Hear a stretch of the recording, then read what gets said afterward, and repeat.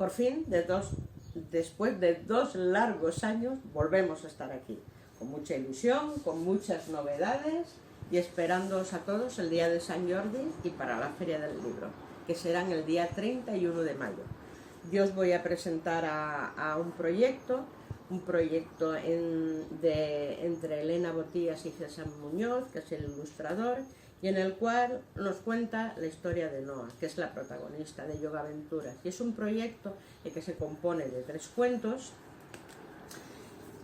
ilustrados, donde la protagonista es una intrépida niña, en el que nos transporta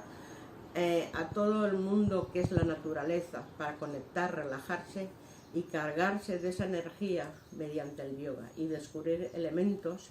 presentes en la naturaleza, que son la esencia de esta práctica milenaria.